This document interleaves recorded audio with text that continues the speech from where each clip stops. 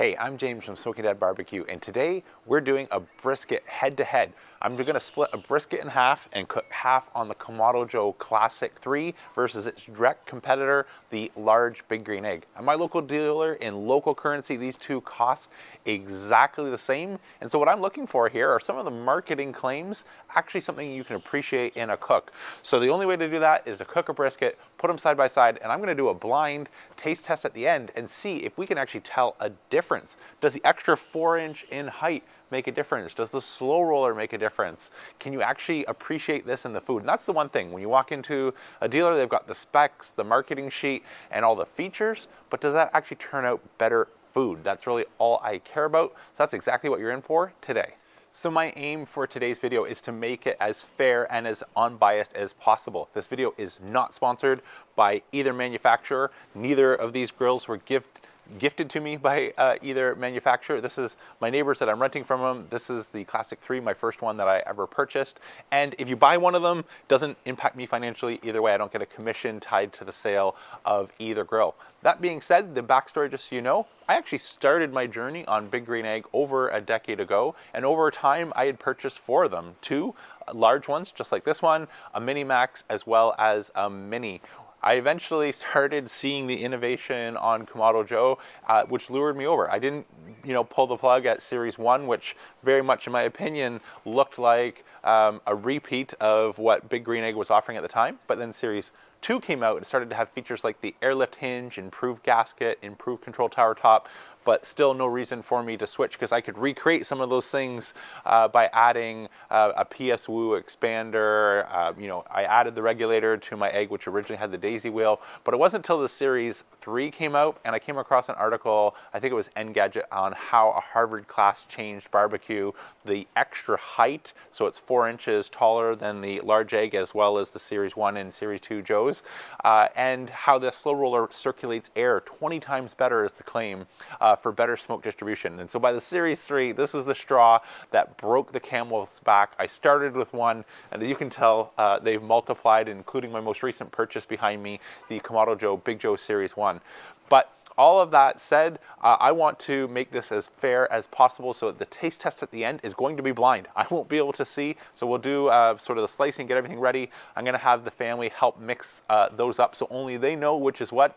I'll do it blindfolded and give you an honest account of all these differences, different height, slow roller features turn out a better tasting result. Because at the end of the day, no matter what the features are, they're maybe nice to have and make the cooking experience easier or more enjoyable for you, but the food is what matters, and that's what should matter for any grill. And so since I've not seen this at any test, or a barbecue store is not in a position to be able to cook a brisket and give you a side-by-side taste test, that's what you're in store for today.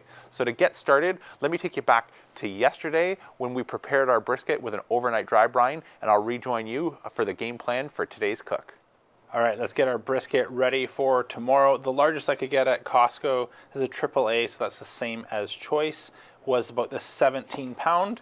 They had a couple to choose from, but what I was always looking for when I do this is a nice thick flat. So they have a couple that were a little bit larger, but they went down to almost paper. This stays pretty much uniform all the way from side to side, and it's nice and thick. So that's maybe 2, almost 3 fingers in thickness. So that's going to give us a nice even flat to work with. So when we split this down the middle and cook one on the Joe, one on the egg, it'll try and keep it as even as possible. I'll take you fast forward. I'm just going to get out of the package, use some paper towel, pat it dry, and then rejoin you when it's time to trim it and get ready with our seasoning. Okay, we've got our Packer brisket nice and patted dry. I'm going to start on the bottom, and then we'll finish on the presentation side. Presentation side for me, I always found lately, has been a fat cap up. If you want to know more as to the why and exactly how that's been turning out a better brisket, check out my Brisket 101 video where I expand on that. But for today, I'm just letting you know that fat cap up is the way we're going to finish. So let's get to work at removing some of this scraggly fat, silver skin, anything like that on the bottom of our flat and point, and then we'll flip it over and start working on the presentation side.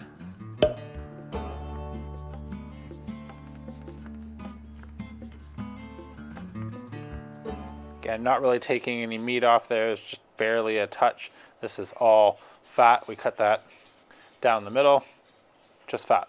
Okay, so in the packaging, this looks like it's oxidized a little bit here. We're getting that kind of brown and dried out. So I'm just going to square up our edges here.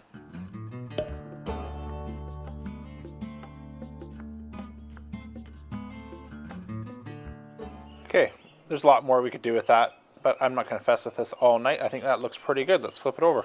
So you can see coming from the packer, there's been a couple spots where it's been nicked. So I'm just going to try and even all these little cuts and gashes. Got a couple up here on the point end as well. And reduce our fat cap down to about 1/4 inch, which it is on my side close to me, but over here we've got quite a bit of excess fat. So I'll take you fast forward while we trim this up. Okay, that looks pretty good. This isn't something I'm doing for a competition brisket. Well, it is a competition brisket. We're putting, the egg versus the Joe, but I wanted to keep both sides as even as possible so that one doesn't have an advantage from trim. So I've gotten a little bit more aggressive on the fat cap than I'd like to because of those gashes coming from the processing plant. But right now, I think that looks pretty good, and it's going to give us a nice even brisket for our head-to-head. So let's slice it down the middle, and we'll get to seasoning it with our rub. I'll put a chapter right after this if you'd like. If you've already seen my Texas style dry brine rub, just go ahead and navigate to the chapters and skip that so you don't have to watch the same thing. Only difference from what I'll share there is I've just added a little bit of smoked paprika for color. But if you'd like to see that, the overnight dry brine rub is awesome because it's going to help unlock some flavor. And even though the salt will pull out a little bit of moisture right now, it will retain more moisture than if we skip the dry brine. So if you have the time, doing this the night before like I'm doing, adding our rub and letting it dry brine overnight in the refrigerator will make a world of difference. So let's cut this down the middle.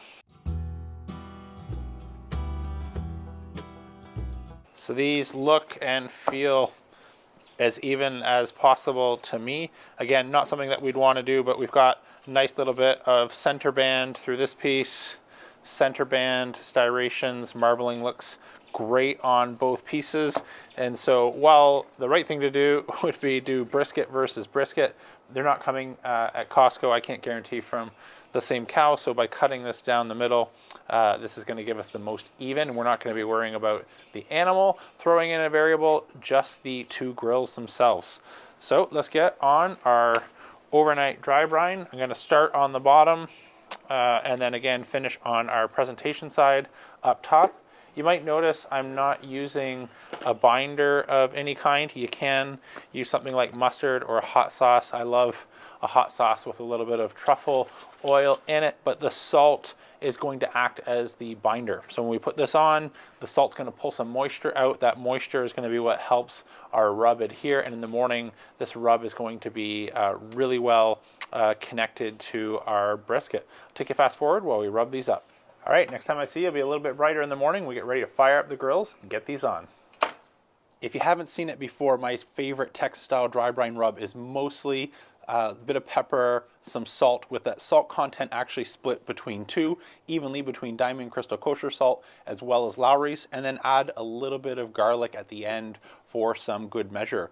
But this in some cooks is just on the borderline of being a little bit too much salt, which is what I'm getting from the Lowry. So instead of doing 2 tablespoons of black pepper, a tablespoon of Diamond Crystal Kosher salt, and a tablespoon of Lowry's, we're going to break the tablespoons in the salt down into teaspoons. So 1 tablespoon is 3 teaspoons. So what I'm going to do is do 2 teaspoons of Lowry's and 4 teaspoons of Diamond Crystal Kosher salt, as that will help just reduce the saltiness a little bit while keeping some of those great flavors. The other thing that has made a huge difference is using something like this fresh cracked black pepper versus the pre-cracked stuff here that I'm using from Costco. The only problem with this is it's really slow, especially when we need something like 4 tablespoons. So I went and I finally got myself one of these. Let me show you the difference it makes. So even though I know the fresh stuff always tastes better than the pre-ground,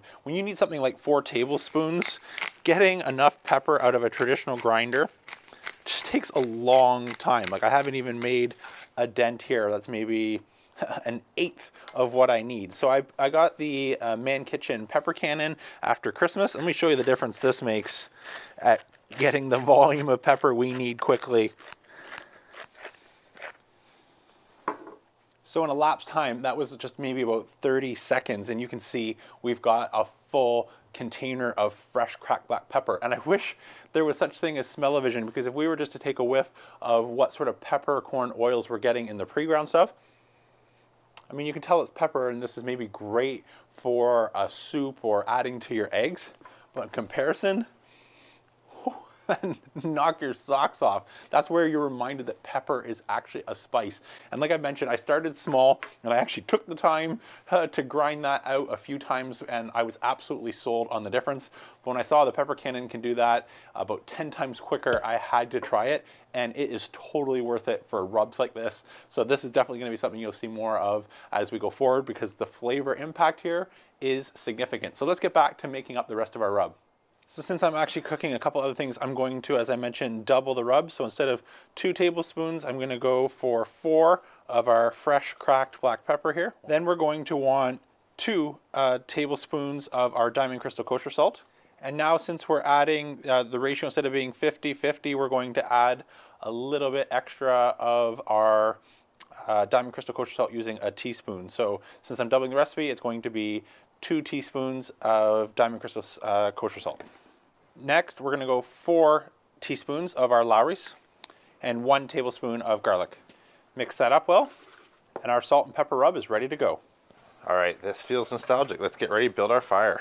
Try and keep things as even as possible. I've looked for two sets of oak wood chunks that are about equal in weight and volume. So like always, I'm going to place these on the bottom, and then we'll cover that with charcoal.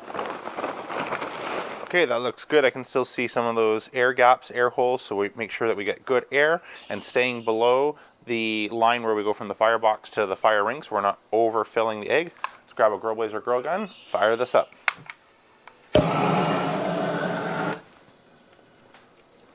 Okay, that looks good. Bottom draft door's all the way open. Top of the regulator's all the way open. Let's go build a fire in the Joe. Okay, just like on the egg, we're gonna get a fire going by placing our 2 wood chunks right on the bottom. Only difference here is the Series 3 Kamado Joe comes included with the basket, whereas the egg does not. Everything's an add-on upgrade, but this one does not have that. But without it, the prices are equal. So that's why we've got the setup. So let's get some more charcoal, cover that up, light a fire. Okay, and just like with the egg, get our Grill Blazer grill gun, light a fire right here, front center. Okay, we've got nice white ashed over coals, and both the Joe and the egg have a bias for the airflow to move to the back, which is why I like to light sort of in the front center area, as it will draw down towards the back corner. Let's let this preheat. Okay, our egg is shot up to a temperature that's reading 400, but I'm just starting to get some heat in the dome, which means we have some rogue flames, as you can see, coming up and making it read warmer than it actually is. But this is about the point where, now that I feel nice, warm, gentle heat in the dome, we want to start slowing things down. So I'm just going to come to about 50% on the regulator and get to work installing our expander. Drop in our expander base. Our heat deflectors, Big Green Egg puts a bit of a bevel on these. I don't know if you can see if you're used to Kamado Joe, so they sit together nice and tight when they're together. Let's drop these in. Then our cooking grids. Since we're doing a brisket today, I'm not going to put on the top portion of the extender. If we were cooking something else, we could drop this like so and have that available, but then it's just going to make it more difficult to spray and work on our brisket. So I'm going to leave this piece out. I went with the deflector plates instead of the plate setter for today's cook, because I think that's the most comparable to the Joe setup. So we're going to try and keep things as even. Plus, on a brisket, if we look here, the plate setter has more areas where there's open air and potentially burn our brisket. The brisket is going to be about the length of the entire grill, so to not have that be an issue. Plus, from having a plate setter for years, nearly a decade, I know that that's the case. So you want to try and line things up, along the feet to feet versus going in an area where they'll be exposed. So let's let this continue to warm up and do the same for our Joe. Okay, our Joe's coming up to temperature quickly. I can feel heat just before putting the gloves on in the dome, so I know we want to start slowing things down. So let's drop in the base of our slow roller, divide and conquer rack, X accessory rack, and for right now I'm just going to put the deflectors to pre-warm and settle things down before installing the top of the slow roller, just so we get some heat in those. I'm going to go down to 1 finger on the bottom and the third line on the control tower top just while this stabilizes. Okay, let's drop in the top of the slow roller now that's started to stabilize, so I can just set my deflectors on the side shelf here. These are metal if you're coming from Eggland versus the wood, so they can take the heat, no worries. Drop in our slow roller top. And since at my local dealer, these are configured, you know, spec for spec, about as equal as you can get them. They're, I think, the exact same price. And so for Kamado Joe, it comes included with the slow roller and the deflector plates, whereas the egg has been set up with the expander. And if I could do a double indirect in there, I would, but I didn't see a way to do that. Plus, there's not the extra deflectors for outside of an additional cost. So I'm going to go for my double indirect setup using just what comes from the factory with the grill. So to do that, we drop in our accessory rack again and our heat deflectors. And last but not least, our cooking grates. Now, I would normally use a drip pan, but I only have one that would fit either grill, and I didn't know if there'd be any difference from how it maybe radiates heat. So I'm going to skip the drip pan, try again, keep everything as equal as possible. Okay, let's get a meter probe for each of our two briskets. We just want to go past this line. Second one, non-scientific way to pick which one I'll put on the Joe. So let's do eeny, meeny, miny, mo, pick a brisket by the toe. If it hollers, let it go, eeny, meeny, miny, mo. All right, that works out.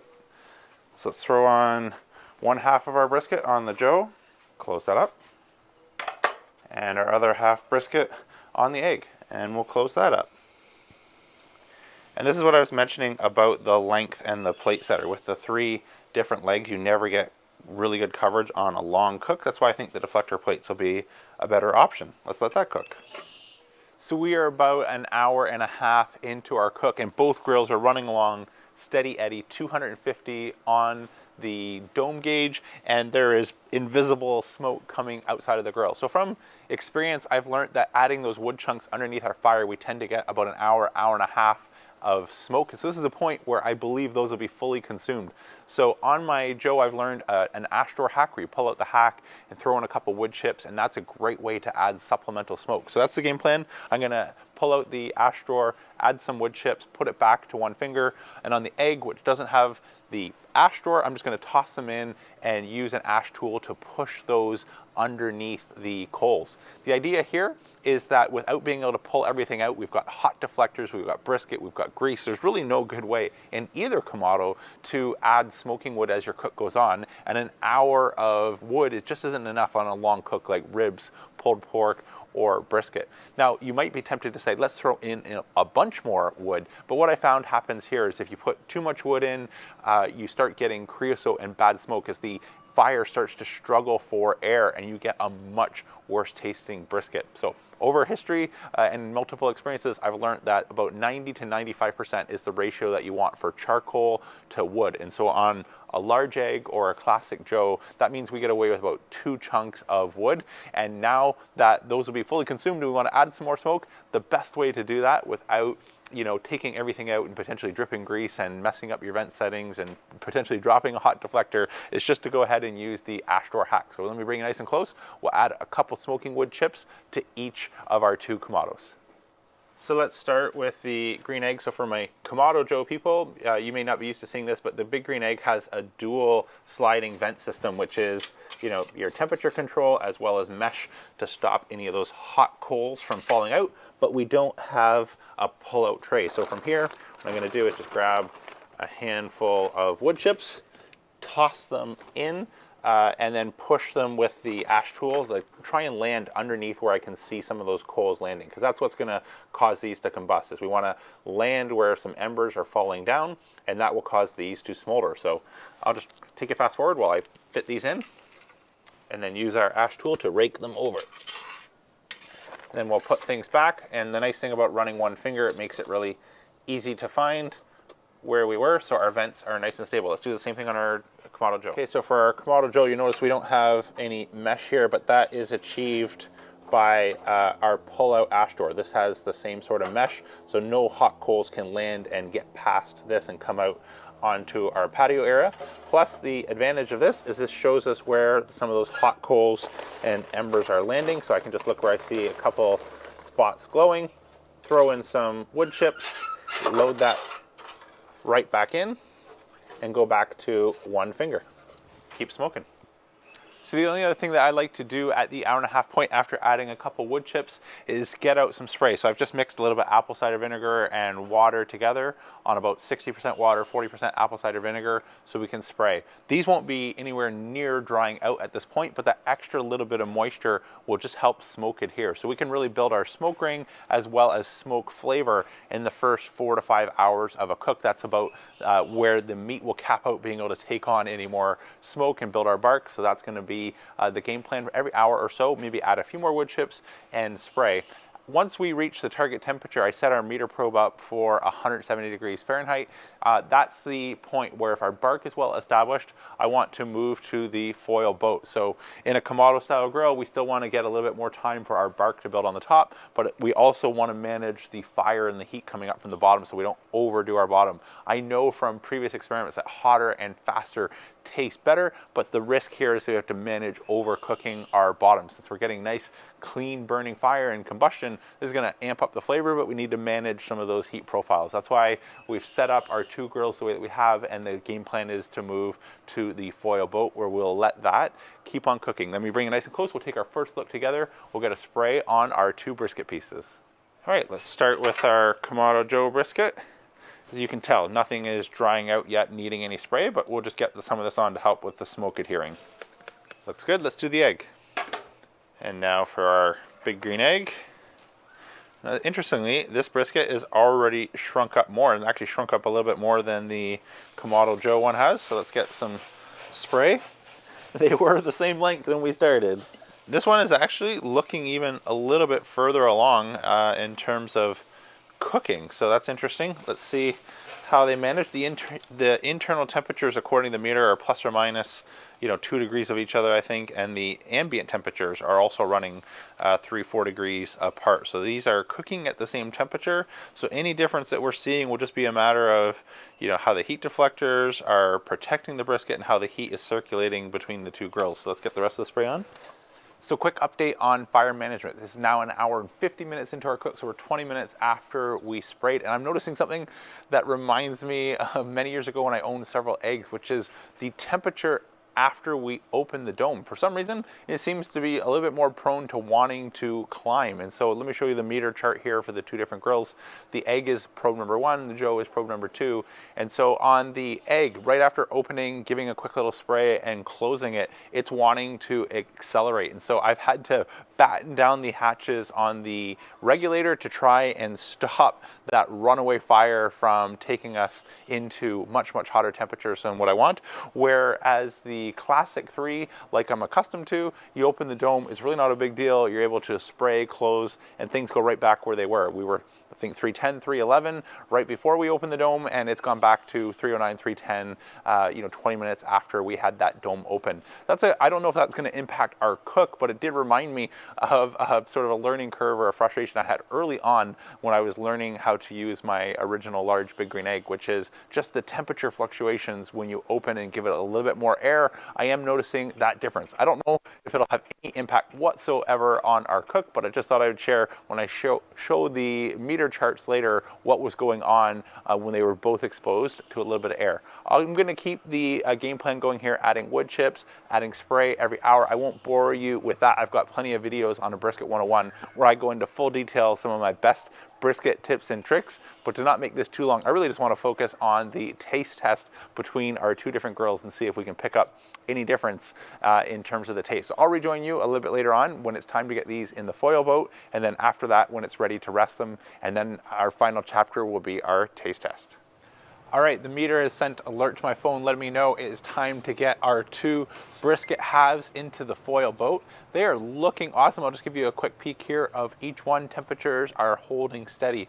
Now, if you haven't tried the foil boat absolutely loves Kamado style grills where we're protecting from that heat coming up from the bottom. It helps not overdo the bottom. And like a sweater on a cool day, it's just gonna help trap a little bit of heat in the foil pouch, and it's gonna accelerate our cook time. So if we were to go a full foil wrap, we can gain about 20 degrees Fahrenheit per hour. So if our brisket's at 160 and we want to cook to 200, I know if I were to wrap it fully that I can make up that 40 Fahrenheit in about 2 hours, whereas the foil boat is almost half of that. It's about 10 degrees per hour. So I'm not in a rush. We've got plenty of time for a nice long rest, and the foil boat is going to allow the top bark to continue developing. Even though you see the clip there, they're looking nice, they still could use a lot more. Versus my offset where you've got plenty of airflow and the bark and maybe you want to wrap it in paper, the foil boat is perfect for Kamado. So let me bring you nice and close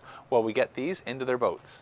Okay, just getting some nitrile gloves over some high heat cotton gloves. Not really high heat, but it'd be more than enough protection for handling our brisket. And I also have, if you want, a save 35% on these gloves. They're holding up well, so check that out in the description. All I want to do now is just transfer this over. I've got 4 sheets of foil, so I'm going to double wrap each one. I'll take you fast forward while we do the Kamado Joe brisket and then move over to the egg.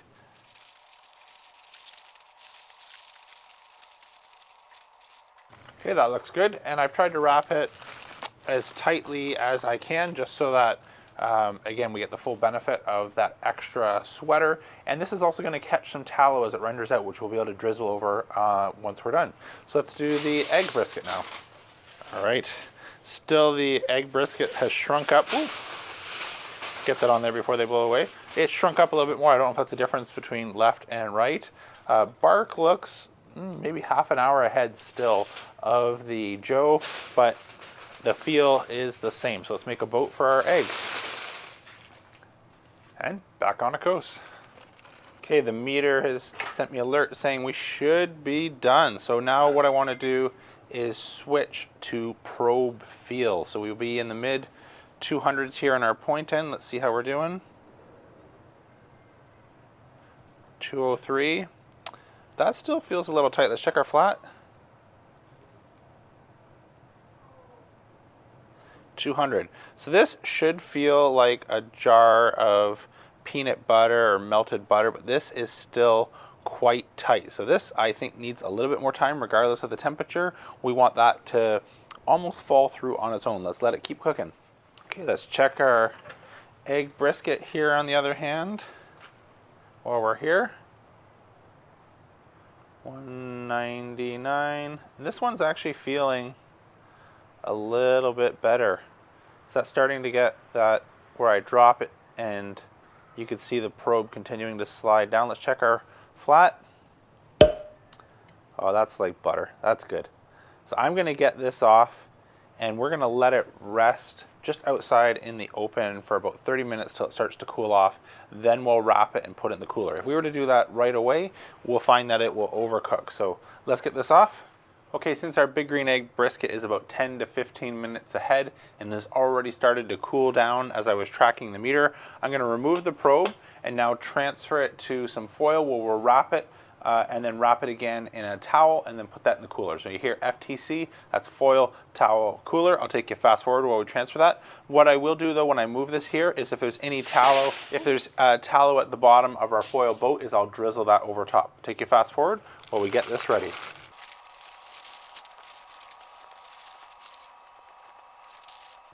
Make sure you don't use your wife's favorite towel as they tend to stain and stink. Ask me in the comments how I learned that one. I'll do the exact same thing for the Kamado Joe brisket and I'll rejoin you after at least a 2-hour rest in our cooler. All right, our 2-hour rest is over. So let me bring the camera nice and close. So the game plan is to get these out. I wrote Joe on the one that I took off the Kamado Joe so we don't mix them up. And then we'll slice them up, take a look at them. I'll get some funny looking contraption, cover up my eyes, get my family to mix them up and make sure you know what's what and see if we can actually taste the difference. So let's get nice and close, slice into our brisket. Okay, so let's get these out of the foil. I don't know if you can see, there's quite a bit of glare, but this is the one marked Joe, so that's where the Joe is. Eggs on this side on my right, so let's get them out. That looks beautiful. Got a little bit of tallow left. Let's pour that over. No waste. Let's get the Joe out.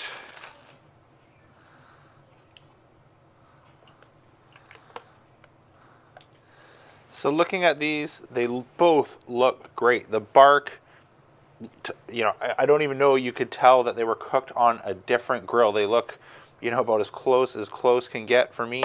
They both eventually did shrink up back to the same size. The egg brisket was first to start shrinking, but then the Joe caught up. Feeling the fat cap here, feels pretty much the same. Jiggle is good, jiggle's good. Right now, I would have no idea if I mix these apart, which one's which. Let's take a look, slice them in, slice them open, see if we can tell from our smoke ring and maybe some tenderness, and then we'll get into our taste test. So go up here for the point, the normal cross section.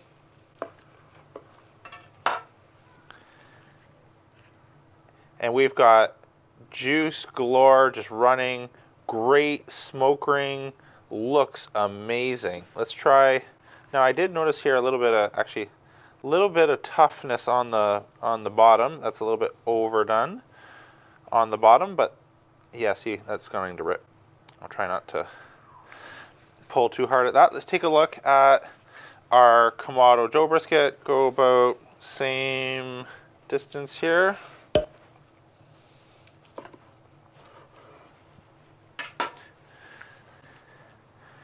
And once again, really juicy. Oh my goodness. Those are so juicy. Smoke ring to me. Take a look. Those are very similar. Maybe a little bit larger, slightly larger smoke ring. Right here I can see a difference as well on the bottom. You know, there's a little bit more pronounced smoke ring. Yeah, than on the egg, where there's really not much smoke ring on the bottom, but great smoke ring on the top. So hardly anything between them on the point ends. Let's take a few slices out of the flat here. Go midway. Again, looks great. Get a couple slices. Again, midway.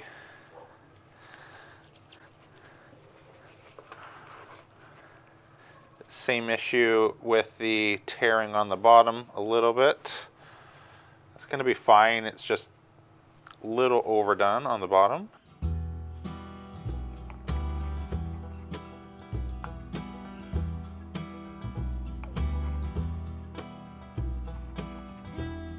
Okay, so let's take a look at our green egg. Half piece of flat. Normally you'd be able to get the full flop, but no, that's pretty good for still being half. For pull tenderness, just falls apart really easy. This is super tender. Let's take a look at our Joe. I didn't get quite as large, or here we go. That one's about the same area.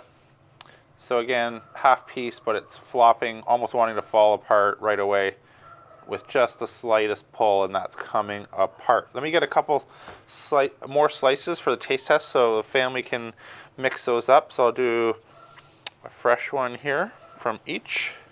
All right, getting ready.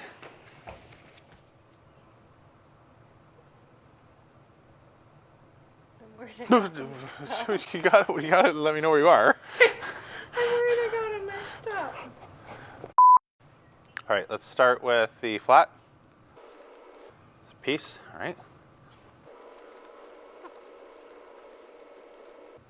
Okay, it's a good brisket. Let's try the other flat. Nice seasoning on that. There should be the same seasoning on this. So the second piece had more intermuscular or fat in the middle, so that was, you know, nice. Made it feel a little bit more moist. But I also got a little bit of what I think is giving away the bark on the bottom, being a little tougher to chew. So I'm going to say this one is egg. Yes? No? The second one? Yeah. Yes. Okay. This one's Joe. Yes. Let's try point. Okay. Go for a bite. Interesting, this has less smoke than my last bite. It's weird. Okay, let's try the other piece.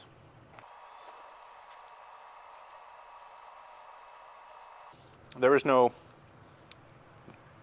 bark giveaway that time, but there is a slight difference in smoke. So I'm going by the flat. I'm going to guess, is the first one egg? No. No? First one's Joe? Second one's egg. Yes. Awesome, thanks. Let me clean up. Okay, recap. What can we make from today's experiment? Or actually, I should say yesterday's experiment. You can tell new dad plaid today. I actually am recording a new end to this video because something struck me in the middle of the night, or actually more importantly, the next day when I did another sample of these briskets that made clear, or more clear, an observation that just puzzled me in the moment when I was comparing these two briskets with the level of smoke. Why is one, smokier than the other? Now, of course, here my guess was wrong. I thought the smokier taste I said was the Joe, and it in fact was the egg. And the same day, I took over some brisket to my neighbor who was kind enough to rent me his egg for this experiment, and they couldn't tell any difference between the two briskets either. So when I say we're like splitting hairs and it's razor thin close, like I really mean it is razor thin close on the smoke.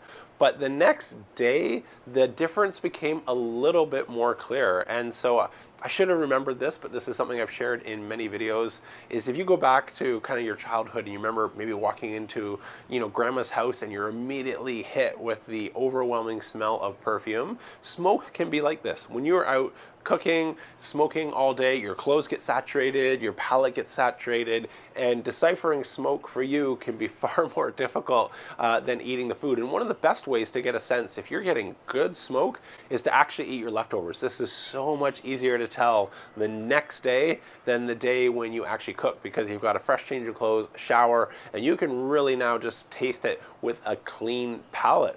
And so that little inkling that I was picking up on between one slightly smokier is 100% true the next day. Now, this is now no longer a blind taste test, because when I go for the samples, I can see obviously the bottom and one being more overdone versus the other. So I don't have the kind of the benefit of the blind taste test here, but the egg is actually smokier than the Joe. And so why is that? And so this is something in part that we've done on purpose. But if I show a quick clip here of the starting charcoal in the egg, and then at the end of the cook, after it's cooled off and been shut down for a few hours, how much charcoal remained. Then for a visual comparison, if we go over to the Joe and look at the amount of starting charcoal versus at the end, after it cooled off, how much charcoal remained. From the eye, or the naked eye, it looks to me like we've used a lot more charcoal in the Kamado Joe than we have in the Big Green Egg. And in hindsight, it's one of those things, I wish I'd measured by weight or by volume both grills so we could actually get a burn rate, but I'll have to add that to the idea list for next time. But I think even eyeballing here, it's fairly obvious the egg used less charcoal than the Kamado Joe did. Now, some of this is intentional. It's by design. The double indirect method, I based that method, or developed that method for the Kamado after eating food off of an offset. Because smoke is one of those tricky things. It's easier in a Kamado style grill to get lots of smoke. I'm not saying it's good smoke, but it's easy to get a ton of smoke. And then if you eat food off of a pellet grill or an offset, you almost even wonder if it's been smoked. It's sweet, it's crisp, it's bright, it's wonderful. It's really good with food. And it's a reminder that, sometimes too much of a good thing is not necessarily a good thing. And so the double indirect method is designed on purpose to get worse fuel economy. So we are burning a cleaner, hotter fire at the expense of using more charcoal to try and get that crisp smoke. And so the only thing I, kind of guessed wrong here is that more smoke is, where's that coming from? But I actually think it's a slightly less efficient burning fire. Well, a more efficient grill in terms of charcoal consumption, but a less efficient fire in terms of that nice, clean smoke. And you're getting a little bit, and this is by no means to say it's this bad, because remember, reaction, taste test, reaction, neighbors, very hard to split the two in the difference. So this is no means one tasted like you were licking a wet tree and the other one tasted, perfect. The extreme here is not that big, but there is a little marginal bit of this difference in terms of the quality of smoke. And I think the advantage here for the clean smoke falls in the camp of Kamado Joe, where again, I can get away using the included accessories, slow roller, and the deflector plates to do the double indirect, and still playing around trying to find a way to do it with the expander system. I don't see a way that I can do that unless we were to drop in a couple bolts and maybe a pizza stone on top of the expander and try and get a little bit of a double indirect. That's probably my leaning, way that I would do it in an egg. But since it's not included and all be an extra cost, again, those are just other variables outside of the scope of two identically priced grills at my local barbecue retailer. The other difference from a marketing claim here or design is the Kamado Joe growing 4 inches in height over the egg. And now this one, I can say does make a difference. And so when we slice into the flat in particular on both briskets, the Joe brisket was just going through like butter all the way through, whereas I really struggled with tearing the bottom of the egg brisket and had sort of large pieces of chunky beef jerky almost at the end. And while that wasn't something I was a fan of, Bella was more than happy to take those off of my hands, and she quite enjoyed them. And so that is part of the reason why I'm joining you the next day to do a bit of a recap, is these little insights in terms of smoke as well as charcoal use become part of the story. So if you were hoping to decide or have a tiebreaker between these two grills on taste alone, I think today's experiment says, you know, there's not a big enough difference just on taste, particularly when we remove any overdone bottom, to say that one is going to 100% taste better than the other. I don't think so. But in terms of, you know, the performance and overall utility and the ability to modify our setup, double indirect, get a nicer, cleaner smoke, particularly on our leftovers, as well as not overdo the bottoms, you know, then I think the cards start to fall all in favor of the Kamado Joe. And so a couple years after making a decision to switch, is that still the right decision? I absolutely think so, because I love the versatility of the 3-tier divide and conquer rack, being able to do double indirect, and not overdo my bottoms and get that nice clean smoke. So I do think there's a difference, maybe not as big as reading the marketing brochures might have you suggest, at least when it comes to a taste test, but absolutely in overall performance. That's it for today though. I hope you really enjoyed this video. If you'd like to see another experiment or head-to-head of some sort, let me know down in the comments below and I'll try and make that happen. But that's it for today. I'm James from Smokin' Dad Barbecue signing off. Remember, don't be afraid to fire it up.